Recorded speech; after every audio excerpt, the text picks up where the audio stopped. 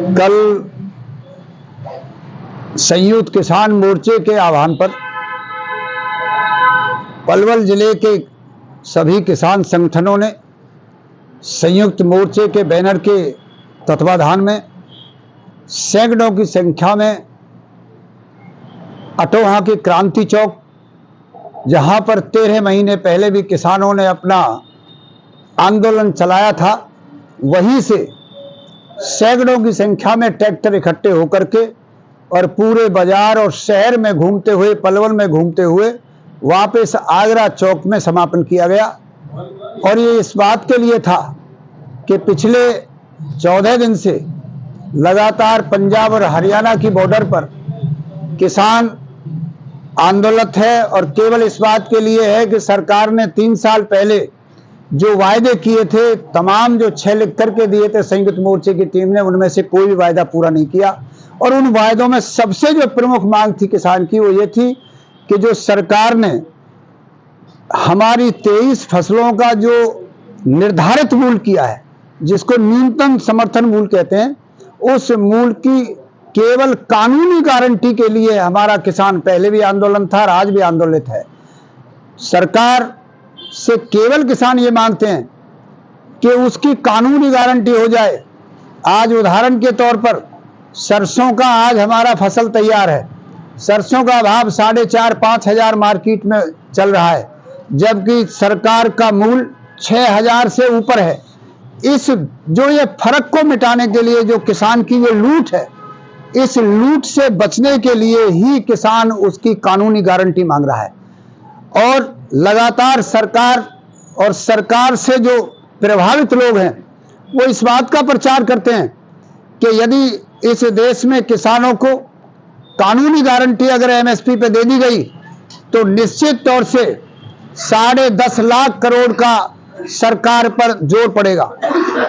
हमारा ये कहना है, जब पिछले 10 साल में इस देश के पूंजीपति के 16.5 लाख करोड़ को राइट ऑफ कर सकती है सरकार, तो 10.5 लाख कौन सी बड़ी बात है। हम उनकी बात को ही सही मानते हैं, जबकि सच्चाई यह है कि केवल 2.5 लाख करोड़ का दबाव पड़ेगा। और ऐसे हर साल इतने इतने करोड़ों का तो सरकार माफ करती रही है। तो सरकार जल्दी, यदि सरकार ने किसानों की मांग पूरी नहीं की, तो आने वाले समय में जो संयुक्त मोर्चे का, जो राष्ट्रीय स्तर पर संयुक्त मोर्चे का जो आह्वान होगा और जो उनका आदेश होगा, चाहे कितना भी बड़ा आंदोलन करना पड़े, तो पलवल का किसान संयुक्त मोर्चा भी, पलवल के जितने भी किसान संगठन हैं जो इकट्ठे होकर के कल जिन्होंने बहुत बड़ी रैली निकाली है, वो बड़े से बड़े आंदोलन करने से भी नहीं चूकेंगे, वो तैयार रहेंगे। नहीं, इस तरह से आंदोलन को रणनीति स्पष्ट है। ये कल का जो सारे हिंदुस्तान में, सारे देश में, अपने अपने जिलों में ट्रैक्टरों का मार्च था, ये भी संयुक्त मोर्चे का आदेश था। आगे 29 तारीख को फिर संयुक्त मोर्चे की एक बहुत बड़ी मीटिंग होगी और उसमें जो आदेश होगा उसका पालन करेंगे।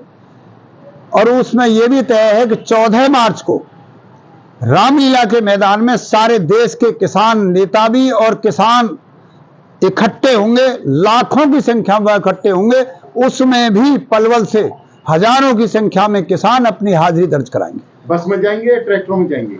नहीं, ट्रैक्टर का तो क्योंकि सुप्रीम कोर्ट ने ट्रैक्टर दिल्ली में एंट्री बंद कर रखी है, इसलिए हमारे पास चाहे वो बस का साधन हो, चाहे गाड़ियों का साधन हो, दिल्ली हमारे नजदीक है।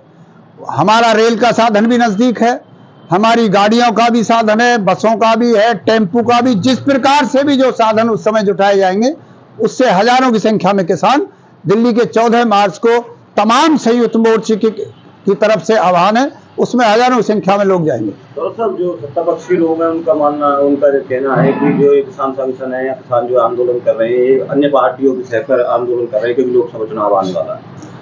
नहीं, यदि उनको ये पता है सत्ता पार्टियों को कि ये दूसरे राजनीतिक दलों का समर्थन है, तो फिर उनको समझ लेना चाहिए, उनको ये आंदोलन बढ़ाना नहीं चाहिए, तुरंत एमएसपी की कानूनी गारंटी दे देनी चाहिए। अगर उनको ये पता है, सरकार के आदमियों ने तो क्या क्या नहीं कहा था पिछले 13 महीने जब हमारा आंदोलन चला था, तो उन्होंने क्या नहीं कहा खालिस्तानी नहीं कहा या कोई वो अपने आंदोलन जीवी नहीं कहा। कभी कितने आरोप किसानों पे लगे, लेकिन अंत में वही हुआ, किसान की जीत हुई और सरकार के अहंकार को झुकना पड़ा। लगता है दिल्ली में आगे लंबा चलेगा या आपकी सहमति बन जाएगी? नहीं, देखो अब ये सरकार के हाथ में है। यदि सरकार ने एमएसपी पे कानूनी गारंटी दी तो सरकार का धन्यवाद करेंगे।